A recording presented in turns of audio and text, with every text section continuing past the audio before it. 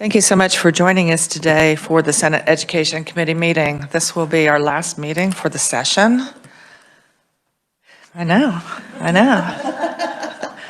I do want to start by thanking our support staff because we would not be able to do this at all. Tamara Lawrence, our reviser, you keep us going every step of the way. Your briefs are wonderful, and we thank you for all of your work. Some of it, unfortunately, has to be a little bit on the fly. But we do certainly appreciate that. You've been with this committee for a long time, and your work is always just spot on. So I particularly appreciate that. Yeah. And she puts up with what I believe is just a wonderful, excellent committee assistant, Cindy. She, last year when we switched to getting stuff online, it was a little bit of a hassle to get it up online as early as we wanted to. So you put up with all the questions of how come I can't see it, and you helped us find where to see it. And just so everybody knows, for this particular committee, she is the only assistant I have, so she does double time all the time. And well, we will in just a minute. And to show just how dedicated she is, even when we were pretty much shut down because of snow, she was there at home working to get things uploaded. And then she's had some problems with her Dell. And so 3 days worth of work just disappeared. And yet she was there Monday morning, the very next week, and she was right back at getting things uploaded for us. So she's always there for us, always praying for us, which I appreciate. She's awesome.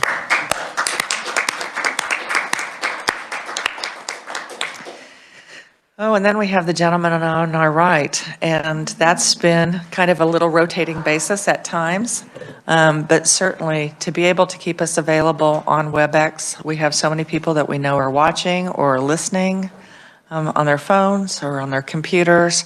And so thank you so much for also signaling to us to turn on your mic or please talk into the mic.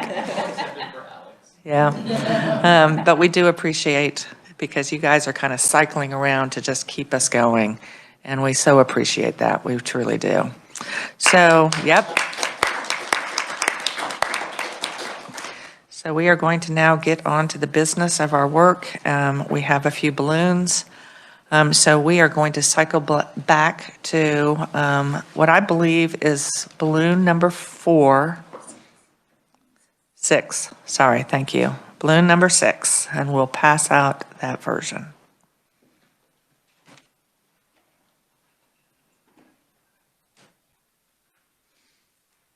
Thank you so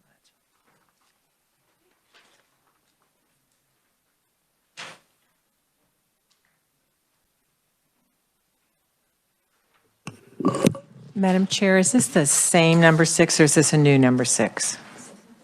This is 8. Oh, this is 8? You know what? We're fine. We did just suspend. We discussed this. We suspended 6. We have 8, and so we have 8. Let's just, what you have in front of you is number 8. So we will just kind of jump with that. And Tamara, if you would just please just read it aloud to those that are listening in on us. Thank you, Madam Chair, and I apologize for the confusion, and I appreciate you coming along with me. We're good. What this would do would add a simple one-sentence subsection that merely states any non-resident student who transfers to a receiving school district pursuant to this section shall be subject to the policies and requirements of the Activities Association referred to in KSA 7271-14, which is the Kansas State High School Activities Association. So this would just make sure that all of their policies would still apply despite what exists in this section. Yeah. So we are not circumventing KSHA, and it just lets those parents of those student athletes know, go ahead and if you want to make a transition to a different school district, but KSHA will still apply their regulations. So do I have a motion on this? I have a motion from Senator Dietrich and a second from Senator Gossage. Is there any further discussion or questions about this? We thought it was important that we state it clearly. because we know that question will come up. So there we are. I'm not seeing any further discussion, so we will just go ahead and take a vote on that. All those in favor of balloon amendment number 8, please say aye. Opposed? That passes. Now I believe, isn't it number 6? Is it 6? I thought it was. Okay. That other number 6. Thank you.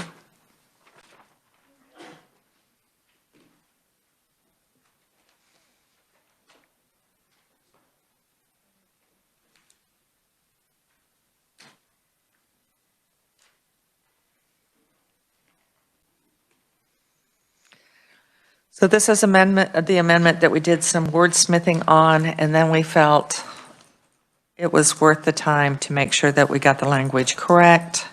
And it was getting confusing. I know some of us are visual learners, others are auditory learners. It helps me to see it. And so it simply says that school districts shall give priority, subject to capacity, to any sibling of a non-resident student who was accepted to enroll in and attend such school district. Priority shall be given when the non-resident student is first accepted and, if necessary, at any other time the school district considers transfer applications. Any such sibling shall not be subject to the open seat lottery. So it identifies the issues that we had talked about. Senator Gossage. Madam Chair, I move that we pass out or that we approve this amendment. Okay, do I have a second? Second from Senator Dietrich.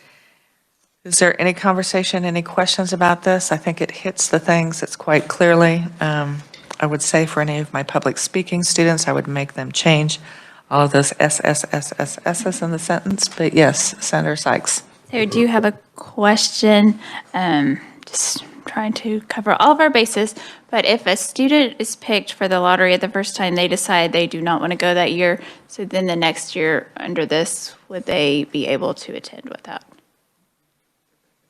They're back. They go back in the process. Oh, because they have not accepted. Right. Thank you for that clarification. Yep. Any other questions or discussion? I'm not seeing any, so all those in favor, please say aye. Aye. All those opposed? Balloon amendment number 6 passes. Committee, there is a technical issue that our revisor did find for us. There is a mention in there, and I believe it is that the start date would be, if you could tell us the location of that, that would help, Tamara. Thank you, Madam Chair. On page 3, in line 9, the underlying bill does say on and after July 1, 2022, but I do believe, based on some of the amendments that were adopted yesterday, it refers to 2023. So could you clarify the date again? Because we are having the applications come in. So is it in keeping with the application date? So I believe the amendment that was adopted yesterday that did have a date in it was the date that required school districts to adopt their policies by January 1 of 2023. Okay. So share with us again the date that's there and what we're correcting it to. So the existing date and the current bill as written is July 1 of 2022, but that wouldn't line up with the amendments that were adopted yesterday. So with the committee's approval, I would make this technical amendment to say July 1, 2023, which would allow this program to begin for next school year.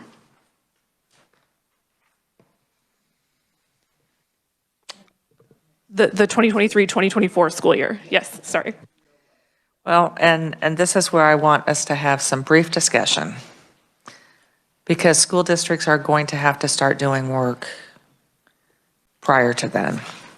They have work to be done that January. And some could even argue that they have work that they need to get started on in the fall to have it ready in January. Yes.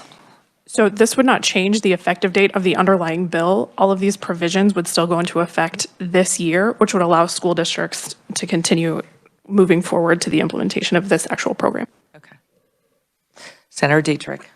Just so I'm clear, you just said something now that confused myself, that I confused myself on. So the program would begin though for 22-23 or 23-24? Transfer students could start attending a non-resident school district in school year 23-24. Okay. So just want to make sure, one, everyone's comfortable that that's the start date, and then I am going to need a motion to have it amended to make that technical amendment. I do have a motion from Senator Gossage, a second from Senator Dietrich. So I think we've already done that discussion. So all those in favor, please say aye. Aye. Opposed? That technical amendment correction is there. Committee, I will ask at this time, are there any additional amendments that we would like to add to Senate Bill 455? I am not seeing any. Do I have a motion to pass it out of, there we go, as amended. So Senator Gossage. Madam Chair, I move that we pass out Senate Bill at 455 as amended favorably for passage. I have a second. I have a senator. I have a second from Senator Erickson. Any additional conversation? I can't express again how much I appreciate that the work that was done, particularly by Senator Dietrich, but also from some of the other representatives from KSB, USA, the Department of Education that helped kind of move this forward. I don't think we could have done it. This took many different times for us to keep it moving, so I so appreciate that. Now, typically, JG is sitting here from Legislative Research. Matt's here also, but the next time you see JG, be sure and tell him thank you, because he's always finding information for us. Matt, you've found all kinds of information for us. You jumped on the ks requirements, didn't you? Yeah. So didn't want to end this meeting without thanking Legislative Research, because we need them on the back end and the front end to help us keep moving forward. So thank you. Lower that mask so we can see you, Matt. Anyway, thank you so much. We will hopefully get these above the line and be moving forward on this. So committee, our meeting is adjourned. Oh, we didn't? I thought we did. Okay. So that, sorry. Yeah. The mic is still on. The mic is still on. Okay. Yeah. Nope, we had a motion, we had a second. Okay, so all those in favor, please say aye. So Senate Bill 455 as amended. Oh, do we have a no? Yes. Do I have two no's? Okay. Do you want to be recorded? Yes, please. Okay. I didn't hear you say, did I not ask for no's? We got you all flustered. You know? That's what happens when you get up at 3:15. You're a little ragged by almost 2. Okay, so we have recorded those 2 no votes. Still, Senate Bill as amended 455 does pass. So committee, we will be adjourned, but just want to let you know we will be meeting in conference committee in this room in 10 minutes. We'll be meeting with the House to get some resolution to the vision bill that we passed out this last year. The vision bill from last year. We passed it out, but it never got above the line in the House. They did address it, and it actually, quite frankly, dovetails really well with the conversation and concerns that we had when we had the hearing on the budget for School for the Blind. They have been meeting with pediatricians, optometrists, ophthalmologists to expand how they're going to get that information about services available in the state to families with young children. So we'll be working on that, and we'll let you know when we